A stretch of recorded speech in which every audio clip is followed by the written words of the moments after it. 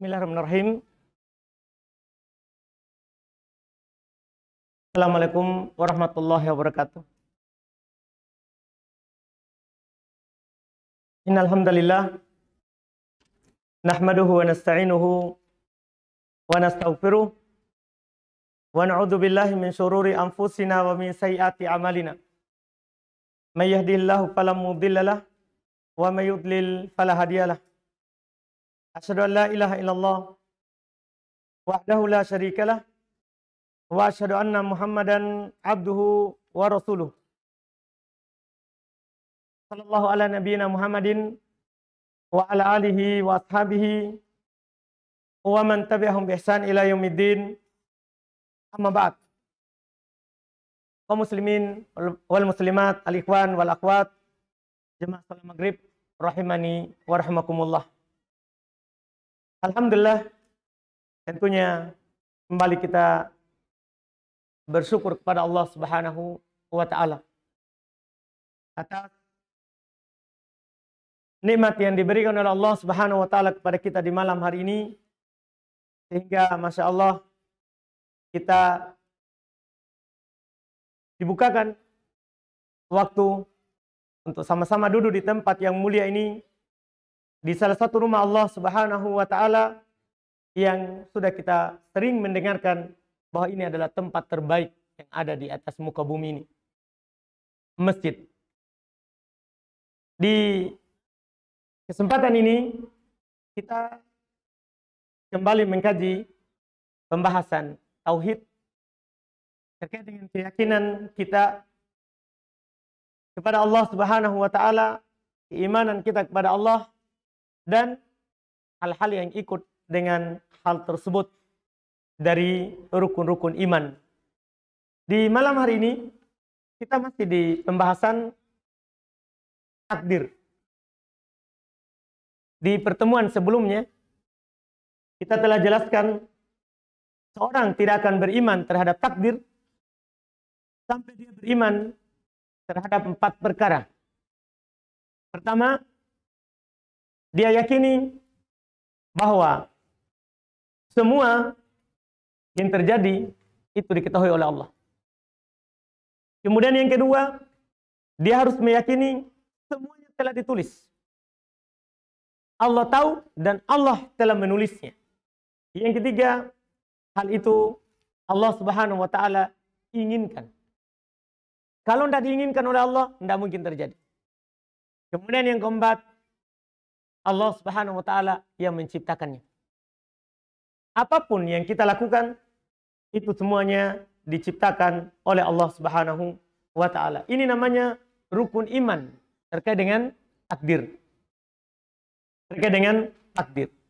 Nah, sekarang ini, di pertemuan ini, kita insyaallah ta'ala kalau cukup waktu akan membaca 3 hadis terkait dengan takdir. Dan masih ada hadis yang berikutnya, tapi tidak cukup waktu kalau dibaca semua apa yang belum sampaikan. Kita baca hadis pertama terkait dengan takdir, hukum beriman terhadapnya. Kata beliau rahimahullahu ta'ala, wa qala Ibnu Umar. Ini hadis diriwayatkan oleh Imam Muslim. Sahih. Berkata Abdullah ibn Umar, walladhi nafsu ibnu Umar biyadih, law kana li ahadihim mithlu Uhudin dhahaba thumma anfaqahu fi sabilillahi ma qabilahu Allahu minhu hatta yu'mina bil qadar.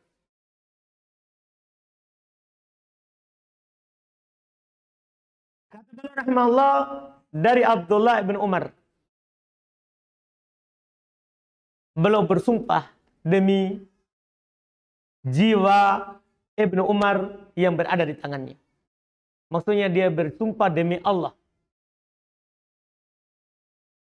Seandainya salah seorang dari mereka, yaitu orang-orang mengingkari takdir, berimpak sebesar gunung Uhud emas. Di jalan Allah. Memang ikhlas karena Allah. Ma qabilahullahu minhu hatta yu'mina bil qadar. Allah tidak akan menerima sedekahnya itu sampai percaya terhadap takdir. Di hadis ini sebenarnya ada kisahnya. Yaitu di masa Khulafa ar-Rasyidin, setelah selesai masa mereka, di pemerintahannya Muawiyah. Setelahnya muncullah sekelompok orang di Basrah, di Irak, yang mereka katakan terkait dengan apa yang terjadi di kehidupan dunia ini tidak ditakdirkan oleh Allah. Kita berbuat, itu ciptaan kita sendiri. Bukan takdir Allah. Antum sholat, tidak sholat, itu perbuatan hamba. Diingkari akan adanya takdir Allah yang kita tetapkan sebelumnya, yang kita pelajari di pertemuan sebelumnya. Diingkari, Allah mengetahuinya. Mereka katakan, Allah tahu kalau sudah terjadi. Diingkari, Allah telah menulisnya. Pokoknya dia ingkari, Allah telah menghendakinya. Semua itu terjadi kehendak hamba. Waktu itu, ini muncul terjadi ucapan dan pendapat ini dari seorang lelaki yang bernama Ma'bad Al-Juhani, nama orangnya. Ini pendiri dari pemikiran ini yang mengingkari akan adanya takdir. Seorang bernama Ma'bad Al-Juhani ada di Basrah, mengingkari takdir. Waktu itu karena ini masih banyak sahabat, muncul bahkan ada Ibnu Umar, tapi belum di Madinah. Ini muncul pemikiran ini di Basrah, di Irak. Maka waktu itu pas munculnya mendekati musim haji. Maka orang-orang yang ada di sana dari kalangan tabi'in, murid dari murid para sahabat, ketika mendengarkan ucapan ini, mereka katakan, kita ketika pergi berhaji ini akan tanyakan tentang ini kepada sahabat Nabi SAW yang pertama sekali kita jumpai. Maka pergilah mereka yang namanya adalah dua orang ini. Mereka dari Basrah sengaja haji dan sudah berjanji dalam diri mereka, siapapun yang kita jumpai dari sahabat Nabi, kita harus tanyakan. Gimana ini pendapat? Pemikiran. Maka pergilah dua orang. Satu bernama Yahya ibn Umar, yang kedua bernama Humaid ibn Abdurrahman Al-Himyari. Memang asal keturunan Arab. Maka mereka pergi ke sana. Pertama sekali yang mereka jumpai adalah Abdullah ibn Umar. Mereka dipertemukan oleh Abdullah, oleh Allah Subhanahu wa taala dengan anaknya Umar ibn Khattab, khalifah yang kedua dari khalifah kaum muslimin. Dari sahabat Nabi sallallahu alaihi wasallam.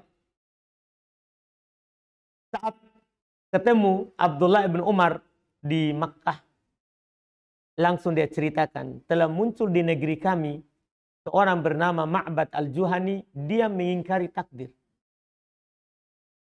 Dia mengingkari takdir. Dia mengatakan al-amru unuf.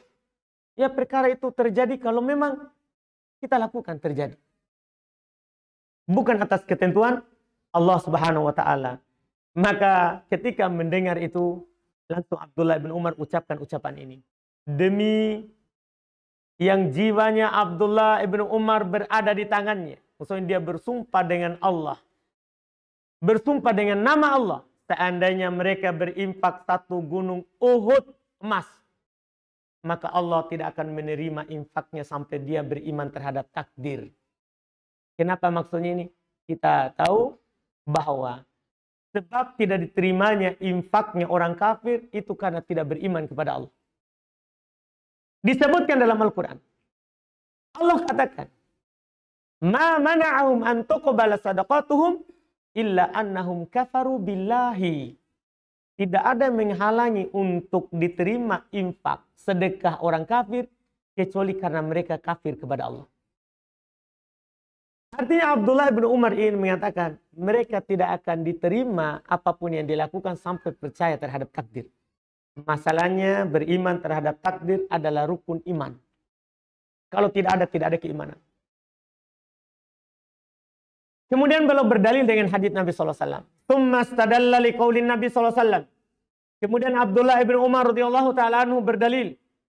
Karena para sahabat, kalau mereka menjelaskan pendapat ucapan yang mereka pegang, maka mereka pasti akan sebutkan Quran atau hadis. Maka beliau berdalil dengan hadis Nabi SAW. Hadis ini hadis panjang, tapi penulis potong. Hanya yang diinginkan. Ini hadis dikenal dengan hadis Jibril. Karena memang waktu itu Jibril datang kepada Nabi bertanya tentang 3 perkara yang paling pokok. Apa itu Islam, apa itu iman, apa itu ihsan. Walaupun ada pertanyaan keempat tentang hari kiamat. Tapi Nabi katakan yang bertanya dan yang ditanya tidak tahu. Kan itu urusan Allah. Tapi Nabi SAW menjawab 3-nya itu. Apa itu Islam, apa itu iman, apa itu ihsan. Ini di antara yang belum sebutkan tentang iman. Nabi SAW katakan al-iman. Namanya keimanan itu. Seorang akan dikatakan beriman. Antu'mina billah. 1. Kalau kamu beriman kepada Allah. Beriman akan adanya Allah. Beriman akan rububiyahnya Allah. Beriman akan uluhiyahnya Allah. Beriman akan al-asma wa sifat. Kalau akan adanya Allah, tidak ada yang mengingkarinya. Semuanya mengetahui ada Allah. Biar orang kafir, orang musyrikin sekalipun. Beriman akan rububiyah Allah. Mengakui Allah pencipta, pengatur, penguasa alam semesta. Ini juga diakui. Bahkan oleh orang musyrikin. Yang ini masalah yang berikutnya. Beriman akan uluhiyah Allah. Meyakini bahwa hanya Allah yang disembah. Ini yang tidak dipercaya oleh orang musyrikin. Hanya dipercaya oleh orang-orang yang beriman. Yang keempat, beriman akan asma wa sifat. Allah memiliki nama-nama dan sifat yang mulia. Tidak sama dengan makhluk. Ini namanya beriman kepada Allah. Ini yang pertama. Wa malaikatih. Kamu beriman kepada malaikatnya. Yang kedua. Beriman akan adanya malaikat. Mereka adalah makhluk Allah, ciptaan Allah. Allah cipta dari cahaya. Tidak pernah bermaksiat. Tidak pernah bermaksiat. Tidak ada malaikat yang durhaka. Di film itu yang ada durhaka. Sehingga diturunkan ke bumi. Iya. Tidak ada malaikat yang durhaka. Allah yang bilang, la ya'sunallaha. Mereka tidak pernah bermaksiat kepada Allah. Itu kita harus imani. Bahwa Allah memiliki malaikat. Wa kutubi.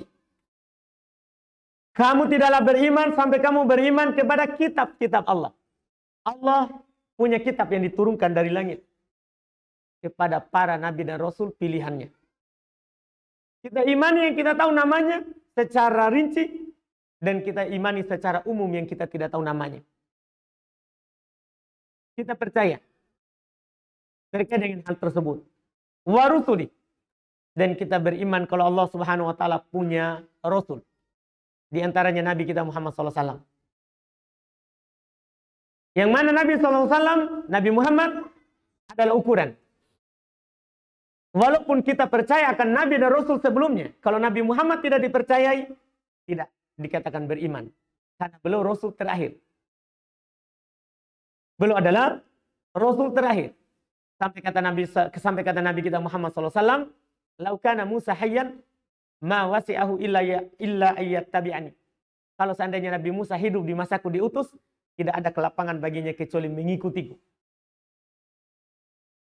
Dan kalau mengingkari satu Rasul, ingkar terhadap seluruhnya. Tidak dikatakan beriman. Allah Subhanahu wa Ta'ala berfirman terkait dengan kaumnya Nabi Nuh. Kadzabat qaum Nuhin al-mursalin. Kaum Nuh mendustakan seluruh Rasul. Kaum Nuh mendustakan seluruh Rasul. Padahal yang dia dustakan siapa? Nuh. Tapi karena mendustakan satu Rasul adalah mendustakan seluruh Rasul. Sama hukumnya. Makanya siapa yang tidak beriman kepada Nabi Muhammad, tidak beriman kepada para Rasul seluruhnya. Ini rukun iman. Yang berikutnya, wal yaumil akhir. Kamu beriman terhadap hari akhirat. Ini yang keberapa? Kelima. Yang terakhir, ini rukun iman yang keenam. Dan ini yang kita bahas di malam hari ini. Wa tu'mina bil qadri khairihi wa syarrihi. Kamu harus percaya bahwa ada takdir baik dan takdir buruk. Kalau tidak ada 6 ini, tidak ada keimanan. Selain 6 ini, itu adalah pelengkapnya. Pelengkapnya. Iya, misal kita beriman kepada Allah. Mengharuskan kita cinta dan benci harus karena Allah. Itu penyempurnanya. Yang paling pokok, kita beriman dulu kepada Allah. Setelah itu, kita cinta atau benci antara sesama kita karena Allah. Ini kesempurnaan keimanan. Seperti yang dikatakan oleh Nabi SAW dalam haditsnya. Man ahabba lillah wa abghadha lillah wa mana'a lillah wa a'ta lillah faqad istakmalal iman. Ini 4. Siapa yang cinta karena Allah, benci karena Allah, dia memberi karena Allah, tidak memberi juga karena Allah, maka sungguh telah sempurna keimanannya. Ini penyempurnanya. Tapi yang paling pokok adalah kita beriman kepada Allah. Beriman kepada malaikat, kitab, rasul, hari akhirat, takdir baik dan takdir buruk. Ini wajib ada. Hilang satu, tidak dikatakan beriman. Itu yang dikatakan oleh Abdullah ibn Umar tadi. Ketika muncul di akhir masanya sahabat, seorang berpendapat bahwasannya yang terjadi ini bukan dikehendaki oleh Allah. Maka sudah kata Ibnu Umar, apapun yang dia akan infakkan, bahkan 1 gunung emas, Allah tidak akan menerimanya sampai dia percaya terhadap takdir. Kenapa? Karena kafir. Sudah keluar dari agama Allah Subhanahu wa ta'ala. Na'udzubillah. Ini dalil yang pertama. Wajibnya kita beriman terhadap takdir. Dalil yang kedua. Wa an Ubadah bin Samit radhiyallahu ta'ala anhu. Annahu qala li ibnihi, ya bunay, innaka lan tajida ta'mal iman hatta ta'lama anna ma asabaka lam yakun liyukhti'aka wa ma akhta'aka lam yakun liyusibaka. Masya Allah, hadis ini sebenarnya membuat kita tenang semuanya dari di atas kehidupan ini. Dari Ubadah bin Samit radhiyallahu ta'ala anhu, dia menasehatkan anaknya. Dia menasehati anaknya terhadap sebuah nasihat yang Masya Allah. Beliau pegang nasihat ini dan beliau ambil dari hadits Nabi SAW. Beliau katakan, wahai anakku, kamu tidak akan mendapatkan manisnya iman sampai kamu meyakini bahwa apa yang menimpamu, apa yang ditakdirkan untukmu, maka tidak akan meleset darimu sedikit pun. Kalau itu sudah menjadi takdir antum, tidak akan pernah itu mengkhianati antum. Ini maksudnya. Wa ma akhta'aka lam yakun liyusibaka. Dan apa yang tidak akan kamu dapatkan atau apa yang tidak ditakdirkan untukmu tidak mungkin akan menimpamu. Artinya apa? Beliau ingin katakan, semua yang terjadi di atas kehidupan ini itu atas ketetapan Allah. Kita hanya merencanakan sesuatu dan mengusahakannya. Hasilnya itu Allah yang tentukan. Tidak akan mungkin tidak kita dapatkan kalau Allah tentukan. Kita dapat. Dan tidak mungkin sebaliknya. Ini harus kita ketahui dalam kehidupan. Ini namanya beriman terhadap takdir. Kenapa beliau nasihatkan seperti itu kepada anaknya? Dan ini nasihat kepada kita semua. Beliau sampaikan hadis Nabi SAW. Sami'tu Rasulullah SAW yaqul, inna awwala ma khalaqallahu al-qalam. Faqala lahu uktub. Faqala Rabb, mada aktub? Qala uktub maqadir kulli syai'in hatta taqum as-sa'ah. Kata Ubadah bin Samit, saya mendengar Rasulullah SAW bersabda, sungguh yang pertama Allah Subhanahu wa taala ciptakan adalah al-qalam. Qalam. Pena untuk menulis, pulpen. Dan Allah katakan kepadanya, tulislah. Qalam ini mengatakan kepada Allah, apa yang harus saya tulis? Allah katakan kepadanya, tulislah takdir segala sesuatu sampai hari kiamat. Tulislah ketentuan takdir segala sesuatu sampai hari kiamat. Apa yang akan terjadi dari sekarang ini sampai hari kiamat sudah tertulis. Makanya beliau katakan seperti itu tadi. Apa yang menjadi takdir kamu, maka tidak akan mungkin salah. Dan apa yang bukan takdirmu, maka tidak akan mungkin menimpamu. Ini keyakinan. Khususnya kita juga saat ini, di masa ini. Iya kan? Karena sebelum kita ini, sebelum ini, kadang kita takutnya terlalu. Ya, kita memang disuruh menempuh sebab terkait dengan virus. Kita tempuh sebab supaya kita tidak kena. Tapi jangan juga terlalu sampai gara-gara takut kita lebih percaya kesehatan daripada takdir Allah. Bukan takdir kita kena, tidak mungkin kena. Tapi kalau takdir kita kena, walaupun kita bersembunyi di dalam rumah kita, pasti kena. Itu harus kita percayai. Harus kita percayai. Karena kenapa? Ini semua yang terjadi tahun ini, tahun sebelumnya, dan tahun-tahun akan datang, sudah ditulis sebelum kita dicipta. Sudah ditulis oleh Allah Subhanahu wa taala. Nanti tahun sekian, si bulan ini akan begini dan begini. Tahun sekian akan terjadi ini dan itu. Sudah ditentukan. Ini bukan hanya sekedar karena ini ada alamnya begini. Bukan. Ini semua sudah ditentukan. Itu harus kita percayai. Itu dulu yang dipercayai, baru berikutnya kita berusaha untuk terhindar darinya. Jangan dahulukan yang kedua. Kita percaya dulu sebab, baru ketentuan Allah. Nanti sudah terjadi baru qadarullah. Sebelumnya tidak ada qadarullah. Harus pertama dulu kita percaya kepada Allah. Setelah itu kita tempuh sebab. Kenapa? Ini tadi ucapan. Katanya,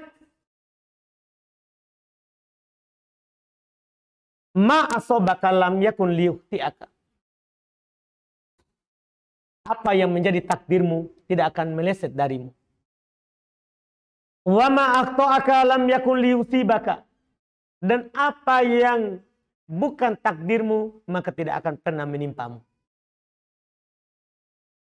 Ini nasihatnya murid Nabi SAW. Sahabat. Tentunya sangat berharga untuk kita dalam kehidupan ini. di dalam kehidupan ini. Ini kalau kita percayai, kita akan bahagia di kehidupan dunia ini. Tidak akan pernah susah. Kita paling akan berputar antara sabar atau syukur. Ketika kita berusaha, kita dapatkan apa yang kita usahakan, alhamdulillah. Ketika kita berusaha, kita tidak dapat, kita akan bersabar. Berarti bukan takdir kita. Berarti bukan takdir kita. Makanya Nabi SAW bersabda, ketika seorang percaya ini tentang takdir, sampai beliau katakan, ajaban li amril mu'min. Sangat menakjubkan perkaranya orang-orang beriman itu. Walaisa dzalika illa lil mu'min. Dan hal itu tidak ada kecuali kepada orang yang beriman saja. Hanya orang yang beriman yang seperti itu. Yang lainnya tidak akan mungkin. Tidak ada. Apa itu? Kenapa bisa? Nabi sebutkan apa yang terjadi padanya. Nabi SAW katakan, in asobathu sarro syakaro. Orang beriman itu, kalau ditimpa oleh hal yang membahagiakannya, dia bersyukur. Kan dia yakin, ini alhamdulillah takdir Allah untukku. Wa in asobathu dorro sobar. Dan kalau ditimpa oleh dorro, hal yang tidak baik, dia bersabar. Karena dia yakin itu juga takdirnya. Itu juga takdirnya. Orang beriman antara itu saja. Bersyukur, bersabar. Iya. Kalau kaya, alhamdulillah. Kalau miskin, sabar. Sampai Ibnul Qayyim membahas pembahasan yang panjang, mana yang utama? Orang kaya bersyukur atau orang miskin bersabar? Dua-duanya utama. Dua-duanya utama. Karena dua-duanya Nabi SAW takjub terhadapnya. Yang masalah ini kalau kita keluar dari dua ini.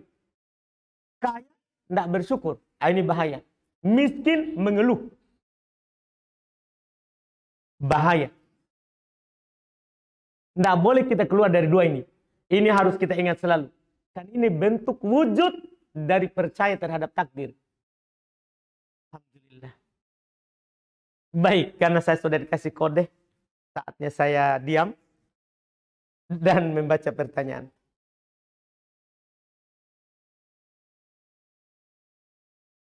Jadi ini bab belum selesai. Kita ambil lagi di pertemuan akan datang. Alhamdulillah.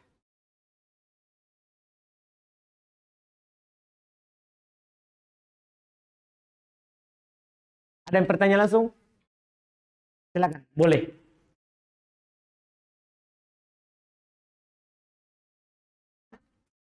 Ini ada pertanyaan, bagaimanakah tarbiyah yang sesuai sunnah? Tarbiyah artinya dari kata robba yurobbi tarbiyatan. Bermakna mendidik, mengajar. Tarbiyah yang sesuai sunnah, kalau kita bertanya tarbiyah yang sesuai sunnah, ya kita mentarbiyah orang, mendidik orang di atas Al-Quran dan sunnah. Seperti Nabi mendidik para sahabat. Itu namanya tarbiyah yang sesuai sunnah. Kita mendidik orang, mengajak orang seperti Nabi SAW mengajak orang. Gimana itu? Ya kita sampaikan Al-Quran dan sunnah. Ya. Dan kita sampaikan sesuai dengan zahirnya dari Nabi SAW. Tanpa ditakwil, dipalingkan maknanya ke arah lain. Dan tanpa disamarkan. Dan tidak boleh mengakhirkan jawaban atau penjelasan saat orang butuhkan. Karena Nabi SAW ketika terjadi hal yang dibutuhkan, tidak pernah mengakhirkannya. Langsung beliau kasih tahu, kalau salah, salah.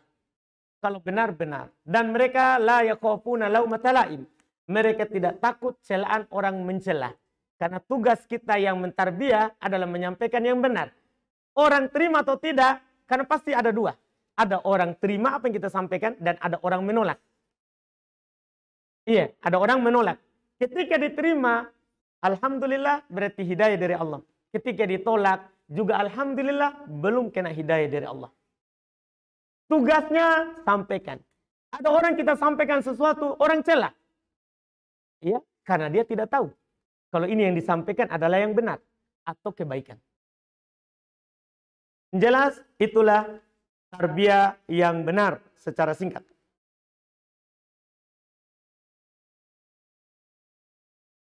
Ini ada pertanyaan, bismillah, bagaimana tindakan saya terhadap orang tua saya yang telah menolak lamaran laki-laki yang berbeda sebanyak 3 kali?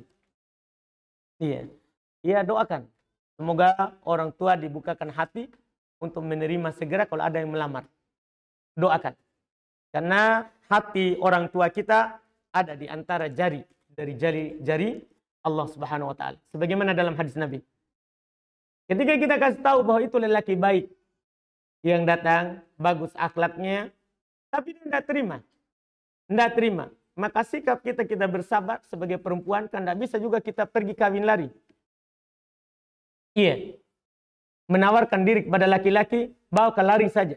Tidak bisa, itu bukan perempuan yang muslimah, yang dididik di atas Islam. Perempuan muslimah bersabar, ya itu tadi, percaya kepada takdir. Ya orang tua kita karena bukan jodoh tak. Dia tolak karena belum jodoh. Kita bersabar sambil berdoa kepada Allah. Bukakanlah hati orang tua itu supaya dia menerima orang yang baik yang datang.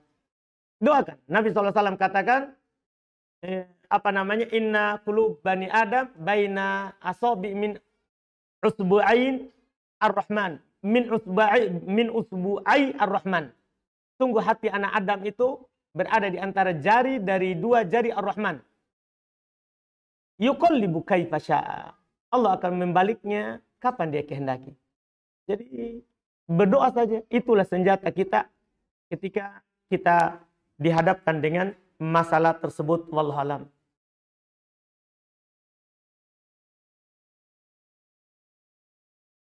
Apa hukum menulis dengan tangan kiri? Dan apakah bisa dikiaskan minum atau makan dengan tangan kiri? Iya.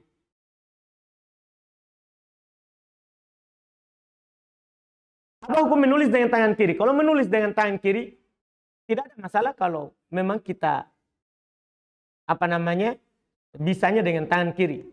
Cuman Nabi SAW yu'jibu tayamun. Nabi SAW lebih senang kalau pakai yang kanan. Lebih senang kalau pakai yang kanan. Cinta Nabi suka dengan yang kanan. Adapun makan dan minum dengan tangan kiri, kalau ini tidak boleh. Karena memang ada dalilnya. Kalau tangan kiri, tulis dengan tangan kiri, tidak ada dalil yang melarang. Tapi kalau makan atau minum dengan tangan kiri, ada dalil yang melarang. Dan bahkan kita diperintahkan untuk makan dengan yang kanan. Di hadits Ibn Abbas radhiyallahu ta'ala, beliau bawakan pernah Nabi SAW menasihatinya, kul biyaminik. Panjang nasihatnya banyak, tapi saya sebutkan langsung yang menjadi pokok kita. Makan dengan tangan kananmu. Perintah untuk makan dengan tangan kanan. Dan orang dilarang makan pakai tangan kiri. Karena juga satu kejadian di tempat lain. Ada seorang sahabat, dia biasa kiri, sampai dia makan dengan tangan kiri. Nabi SAW katakan kepadanya, makan dengan tangan kananmu. Dia bilang, mas Sato, saya tidak mampu. Dia langsung bilang, saya tidak mampu, mungkin biasanya dengan tangan kiri. Dan waktu itu kan dia tidak ikut perintah Nabi SAW, dia tidak pernah mengangkat tangan kanannya mulai dari saat itu. Ini namanya hukumnya cepat siksaan Allah bagi orang yang tidak menerima sunnah. Perintah Nabi SAW. Disuruh pakai tangan kanan, dia bilang tidak mampu. Maka langsung diadab di tempat, tidak pernah dia mampu angkat tangan kanannya ke mulutnya. Mulai saat itu.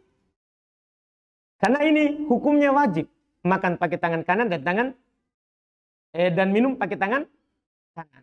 Bukan pilihan sunnah. Bukan. Wajib. Kita diperintahkan. Nah, kalau menulis tidak ada larangan yang datang terkait dengan hal tersebut. Kita hanya berdalil dengan dalil umum bahwa Nabi SAW menyukai yang kanan. Apa yang dimaksud dengan takdir kauniyah dan takdir syariah? Ini pertanyaan terlalu tinggi ya. Saya sebenarnya agak takut menjelaskan rinci. Jangan sampai ada yang tidak mampu untuk menerimanya. Ya, tapi begini. Mudah-mudahan dipahami. Semua kan telah ditakdirkan oleh Allah. Nah, takdir Allah itu ada dua. Ada takdir kauniyah, ada takdir syariah. Takdir kauniyah ini terkait dengan hal-hal yang terjadi di alam semesta ini yang dicintai ataupun yang tidak dicintai oleh Allah. Orang kafir, orang beriman, itu takdir. Namanya takdir kauniyah. Jadi, takdir kauniyah terkait dengan al-iradah. Allah inginkan terjadi.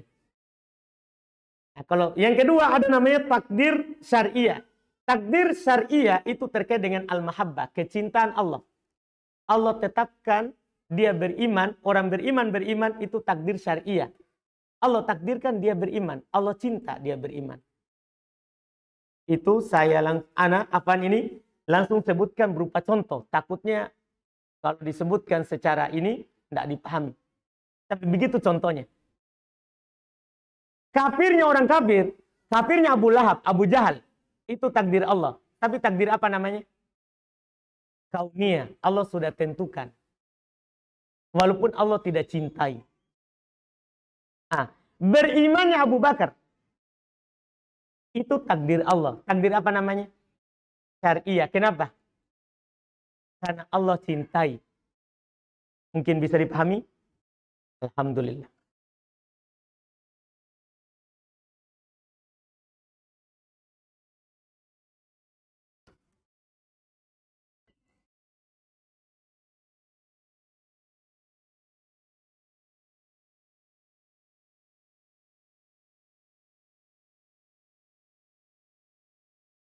Bismillah. Ustaz, apakah ada contoh dari Rasulullah dan para sahabat terkait dengan at-tahiyatu dibaca 3 kali? Dibaca 3 kali? At-tahiyat maksudnya gimana itu? Siapa yang punya pertanyaan? Apa maksudnya ini? Kita. Masya Allah. Laki kita, Pak. Karena barusan ini ada orang cepat mengaku. Apa maksudnya ini, Pak? Oh, dibaca at-tahiyatu, at-tahiyatu, at-tahiyatu 3 kali? Tidak ada, Pak. Kan beliau bertanya, apakah ada contoh dari Rasulullah dan para sahabat? Tidak. Dan tasyahud itu tahiyat dibaca sekali. Dibaca sekali. Tidak 3 kali. Bahkan tidak 2 kali juga. Itu. Alhamdulillah. Silakan.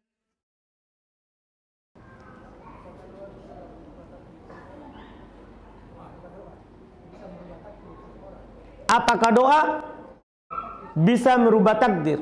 Ada hadis, Pak, Masya Allah. Mungkin itu yang kita pahami. Nabi SAW bersabda, La yaruddul qadar illa doa. Tidak ada yang bisa menolak takdir kecuali doa. Ini kan hadis. Kalau kita baca berarti takdir bisa berubah. Yaitu kalau kita apa? Berdoa, takdir akan berubah. Karena hadisnya memang begitu. Apakah memang takdir bisa berubah dengan hadis ini? Jawabannya tidak. Tidak berubah. Kenapa kita bilang tidak berubah? Karena kita berdoa dan akan mengubah takdir kita, itu juga sudah ditakdirkan. Mungkin bisa kita pahami? Misalnya gini, ini hambaku akan menikah dengan orang Makassar. Tapi dia memohon kepada Allah untuk menikah dengan orang Saudi. Kejadian terjadi. Berarti apakah doanya tadi merubah takdir? Bukan, memang sudah ditentukan. Hambaku ini sebenarnya akan menikah dengan orang Makassar, sudah saya tentukan. Tapi karena dia berdoa dengan orang Saudi, saya tetapkan itu. Jadi semuanya sudah ditentukan. Tadi ini hamba umurnya 10 tahun. Jangan 10 tahun lah, belum berdoa ya, karena belum balik. Ini hamba umurnya 20 tahun misalnya. Waktu umur 20 tahun dia memohon, atau pas balik dia memohon, ya Allah panjangkanlah umur. Maka Allah panjangkan menjadi 25. Misalnya. Apakah itu dia merubah takdir? Tidak. itu dia berdoa itu sudah dituliskan juga. Kalau dia berdoa, maka akan berubah umurnya. Itu sudah ditulis. Itu yang dimaksudkan. Gitu, Pak. Allah. Ada lagi? Silakan. Boleh bertanya langsung. Silakan. Silakan, Pak. Ketika pergi bermajelis ilmu, saya mendapati kondisi itu pada dua keadaan. Misalkan ketika ada taklim baru, lantas saya dapat saya tahu bahwasanya ada taklim, tapi teman-teman mengajak, tiba-tiba saya ikut. Nah, kondisi yang kedua, ketika ada taklim, lantas saya ajak temanku, kemudian saya bersemangat ketika bersama dengan teman. Tapi ketika saya datang ke tempat taklim, lantas teman tidak ada, rasanya ini semangat kayak berkurang, Ustaz. Apakah ini termasuk ria? Gimana, Ustaz? Jadi yang kita tanyakan apa? Ya, Apakah termasuk ria? Iya, memang iya kita taklim kenapa? Karena ada teman tak datang. Memang mau belajar? Ya bukan, Pak. Kan gampang. Sekarang kita taklim karena ada teman tak datang atau bukan? Begitu saja. Karena definisi ria itu apa? Ria itu kita beramal karena mau didengar, atau mau dilihat, atau mau dikatakan. Datang taklim misalnya di Sudirman malam ini, supaya dilihat oleh orang yang dia targetkan. Iya, ada odo-odonya. Rajin taklim, akhirnya dia datang taklim. Ya, sudah tidak ada pahalanya. Dia dapatkan apa yang dia niatkan. Kata Nabi SAW, man hajaro limro'atin yang kihuha au dunya yusibuha fahijratuhu ila ma hajaro ilai. Siapa yang melakukan ibadah amalan hijrah karena perempuan yang ingin dia nikahi atau dunia yang ingin dia dapatkan, maka hijrahnya ke situ. Ya, dia dapat perempuannya kalau ditakdirkan. Kalau tidak, ya siap-siap merugi. Iya, seperti itu. Habis betul. Satu. Tidak boleh. Tidak boleh, Pak. Alhamdulillah. Baik, kita cukupkan. Mudah-mudahan bermanfaat. Alhamdulillah. Kita bersyukur pada Allah Subhanahu wa taala di malam hari ini. Semua yang benar itu dari Allah Subhanahu wa taala dan salahnya itu dari kekurangan kami. Subhanakallahumma hamdik, asyhadu an la ilaha illa anta astaghfiruka wa atubu ilaik. Assalamualaikum warahmatullahi wabarakatuh.